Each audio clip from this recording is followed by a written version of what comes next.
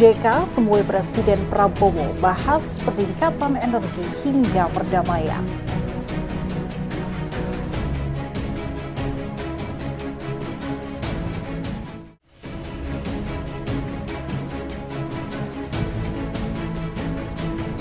Bahlil sebut harga BBM dan LPG subsidi tidak naik.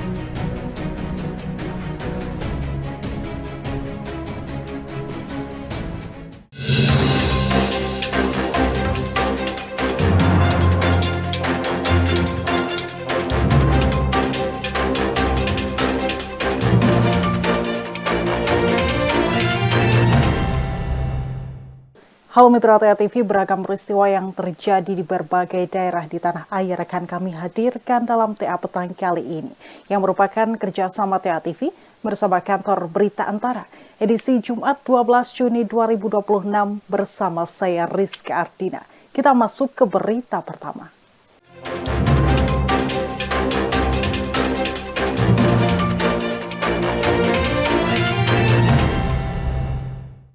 Presiden Prabowo Subianto menerima kunjungan Wapres RI ke-10 dan ke-12 Yusuf Kala di Istana Kepresidenan Jakarta. Dijumpai usai pertemuan itu, JK yang didampingi oleh putranya Solihin Kala menjelaskan bahwa isu energi dan perdamaian menjadi pembahasan kedua pihak.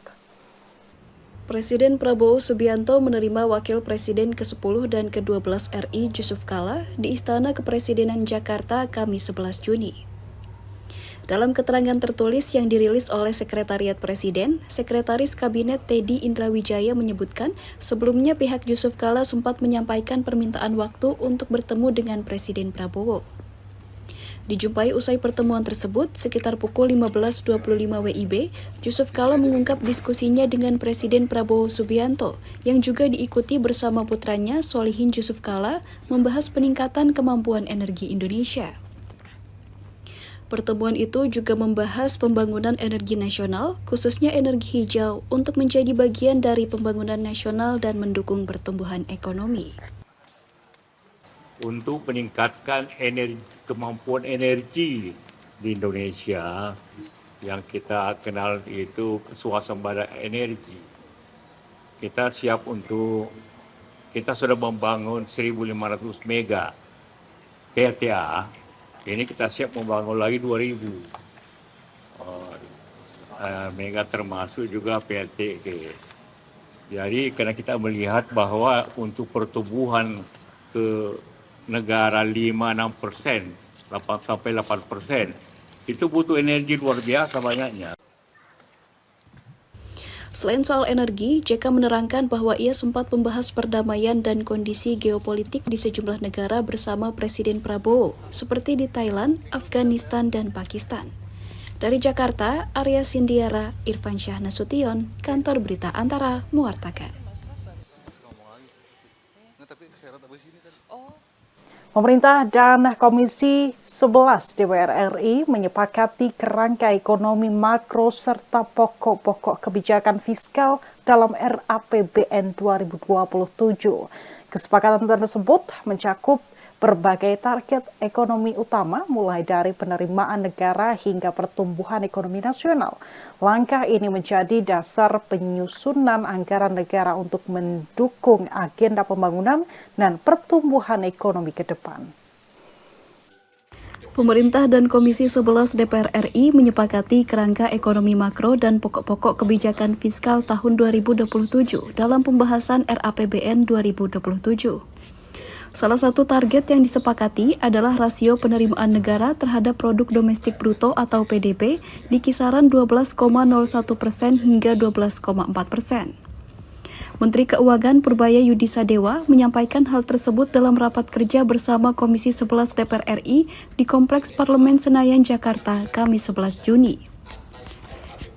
Menurutnya, target tersebut akan dicapai melalui peningkatan kepatuhan pajak dan optimalisasi sistem Cortex dalam penghimpunan penerimaan negara. Pemerintah juga akan mengoptimalkan implementasi pajak global dan ekonomi digital, serta meningkatkan pendapatan dari sektor sumber daya alam. Disepakati rasio pendapatan negara terhadap PDB tahun 2027 pada kisaran 12,01% sampai 12,40% terhadap PDB. Pencapaian target pendapatan negara tersebut akan dilakukan melalui peningkatan tax compliance dan tax base atau dengan efektivitas core tax. 2. Menyelesaikan sistem perpajakan global dan digital ekonomi. Kemudian kita akan mengoptimalisasi SDA, peningkatan kualitas layanan dan penegakan hukum. Kemudian kita akan memberikan insentif fiskal yang terukur untuk akselerasi investasi. Selain menyepakati target penerimaan negara, pemerintah dan DPR juga menetapkan target pertumbuhan ekonomi tahun 2027 di kisaran 5,8% hingga 6,5%. Target tersebut menjadi bagian dari langkah menuju pertumbuhan ekonomi 8% pada tahun 2029. Untuk mendukung pencapaian target itu, pemerintah akan memperkuat sinergi kebijakan fiskal, moneter, dan sektor keuangan, termasuk melalui penguatan investasi nasional. Dari Jakarta, Irfan Hardiansah, Kantor Berita Antara, mewartakan. Bahlil sebut harga BBM dan LPG subsidi tidak naik.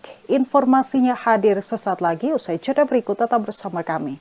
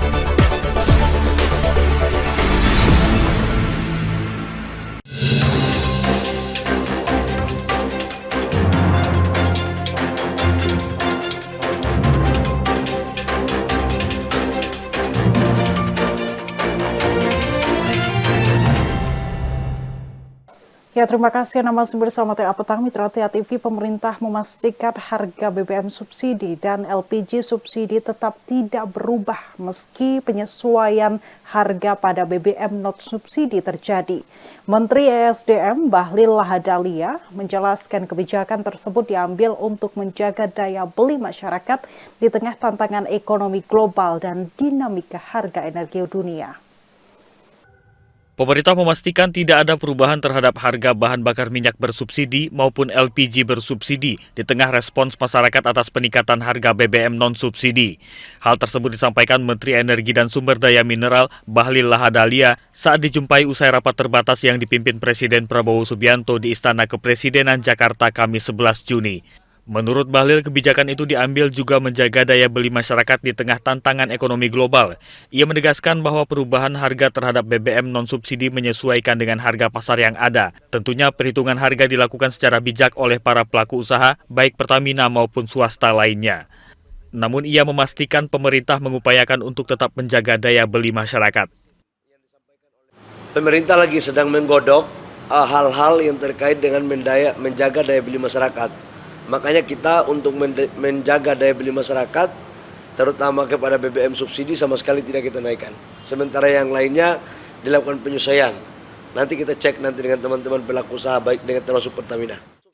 Selain itu, Bahlil sempat menjawab pertanyaan terkait pemadaman listrik di sejumlah titik yang sempat terjadi dan menyebut pihaknya segera menggelar rapat bersama PLN untuk membahas penyelesaian masalah tersebut dan membantah bahwa hal itu diakibatkan oleh kelangkaan batu bara. Dari Jakarta, Arya Sindiara, Irfan Syah Nasution, Kantor Berita Antara mewartakan. Revitalisasi sekolah menjadi salah satu pembahasan dalam rapat terbatas yang dipimpin Presiden Prabowo Subianto di Istana Kepresidenan Jakarta bersama Menteri Pendidikan Dasar dan Menengah, Mendikbud Abdul Mukti. Selain itu, kesejahteraan para tenaga pendidik juga turut dibahas dan kembali ditekankan bahwa hal tersebut menjadi salah satu perhatian bagi pemerintah.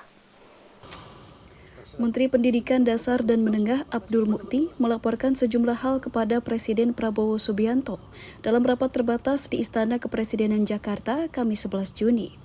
Salah satunya yakni terkait peningkatan kualitas pendidikan lewat revitalisasi sekolah. Dijumpai usai pertemuan tersebut, Mendikdasmen menjelaskan bahwa program revitalisasi untuk tahun 2026 telah berjalan dan mulai dikerjakan sebesar 70% dengan target penyelesaian pada bulan Agustus.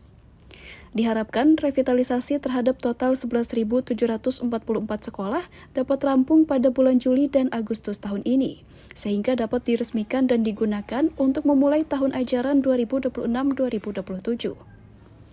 Ia pun menerangkan bahwa program revitalisasi juga membawa nilai tambah terhadap perekonomian. Kami sampaikan juga bahwa program revitalisasi ini tidak hanya berkaitan dengan peningkatan mutu pendidikan, tapi juga dari penelitian kami juga berdampak terhadap ekonomi. Karena sistemnya swakelola, pembangunannya langsung oleh masing-masing satuan pendidikan, kami memperkirakan akan ada penyerapan tenaga kerja di tingkat daerah mereka yang mengerjakan revitalisasi ini. Kesejahteraan guru juga menjadi salah satu hal yang dibahas dalam pertemuan tersebut. Selain komitmen pemerintah yang telah meningkatkan tunjangan guru non-ASN menjadi Rp2 juta dan guru ASN menjadi sebesar gaji pokok, ia juga menyampaikan alokasi beasiswa bagi 12.500 guru yang belum memiliki gelar D4 atau S1 pada tahun 2025. Pada kesempatan yang sama, Menteri Sekretaris Negara Prasetyo Hadi kembali menegaskan komitmen pemerintah untuk terus meningkatkan kualitas pendidikan, baik dari segi sarana dan prasarana hingga kualitas tenaga pendidik. Diskusi hampir 2 jam lebih, betul-betul pemerintah dan Bapak Presiden sangat concern terhadap masalah pendidikan, baik mengenai infrastrukturnya, kemudian peningkatan gurunya, dan termasuk beliau diberi tugas untuk sesegera mungkin membentuk tim untuk mempelajari buku ajar atau buku pelajaran bagi seluruh peserta didik kita yang harus disesuaikan dengan perkembangan zaman, perkembangan teknologi yang kita tidak ingin kalah dengan buku-buku pelajaran dari luar. Peningkatan kualitas pendidikan itu ditargetkan dapat berlangsung merata hingga ke daerah-daerah terdepan, tertinggal, dan terluar atau 3T. Dari Jakarta, Arya Sindiara, Irfansyah Nasution, Kantor Berita Antara mengartakan.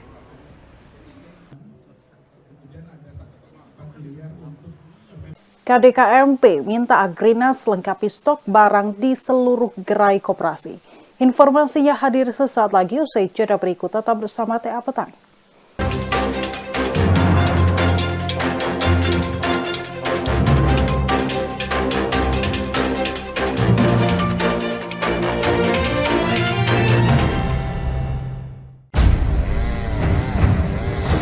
Setiap detiknya, dunia kehilangan beberapa titik pohon di hutan. Manusia serakah membuat rusaknya ekosistem hutan sebagai penahan air. Banyaknya hutan yang rusak akan membuat penurunan kualitas oksigen di muka bumi ini. Kurangi konsumsi air, manfaatkan lahan kosong untuk penghijauan. Biasakan buang sampah pada tempatnya.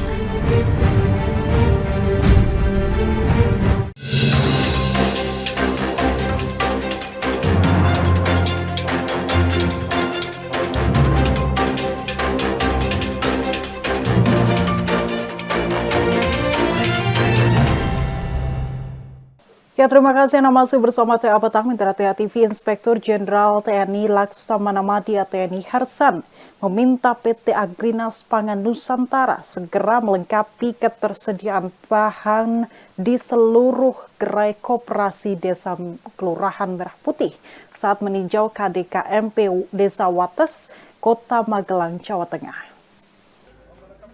Inspektur Jenderal TNI Laksamana Madya TNI Hersan meninjau koperasi desa dan kelurahan Merah Putih di Desa Wates, Kota Magelang, Jawa Tengah, Kamis 11 Juni. TNI berperan aktif mengawal program KDKMP melalui fungsi pengawasan, evaluasi, dan peninjauan langsung di lapangan, guna memperkuat ketahanan pangan dan ekonomi kerakyatan. Hersan menemukan sejumlah barang bersubsidi belum tersedia, seperti pupuk, gas LPG, layanan simpan pinjam, dan kebutuhan harian lainnya. Ia meminta PT Agrinas Pangan Nusantara segera melengkapi stok di seluruh gerai KDKMP. Hersan menegaskan, kelengkapan barang dagangan penting untuk membangun kepercayaan masyarakat dan memastikan program KDKMP berjalan sesuai tujuan. Sekarang masih proses pemenuhan, tapi dalam waktu dekat memang akan diisi sepenuhnya oleh pihak Agrinas. Kita dari pihak TNI, kita hanya membantu percepatannya untuk segera terselenggaranya KDKMP ini untuk kepentingan masyarakat, itu saja. Kalau tadi kan masih ada ya, AMOT juga belum jalan, Simpan Pinjam juga belum operasi, itu mungkin bagaimana? Itu masih dalam proses semua, nanti kita tunggu dalam waktu dekat. Sementara Ketua KDKMP Wates, Edi Susanto, mengakui stok barang belum lengkap. Namun, setiap permintaan konsumen dicatat dan dikoordinasikan kepada PT Agrinas untuk segera dipenuhi. Kita belum sepenuhnya lengkap dengan barang-barang yang itu. Tapi setiap kali ada konsumen datang, kita tanya yang diminta apa. Kita catat untuk kita kemudian nanti akan koordinasi dengan Agrinas, PT Agrinas sebagai penyedia barangnya untuk pengadaan barang yang sekali lagi supaya ketemu antara permintaan dengan kita yang ditawarkan apa. KDKMP ditargetkan jadi pusat logistik desa yang menyalurkan barang bersubsidi dengan harga terjangkau. Program ini diharapkan mempersingkat rantai distribusi, menjaga stabilitas pasokan kebutuhan pokok, dan menekan biaya yang selama ini membebani harga di tingkat konsumen. Dari Kota Magelang, Jawa Tengah, Firman Eko Handi, Kantor Berita Antara, mewartakan. Ya, informasi tersebut mengakhiri Tia Petang kali ini dan jangan lupa saksikan siaran Tia TV melalui channel digital 29 UHF Jogja dan 30 UHF Semarang. Sampai jumpa, Tia TV mantep masa kini dan tetap berbudaya.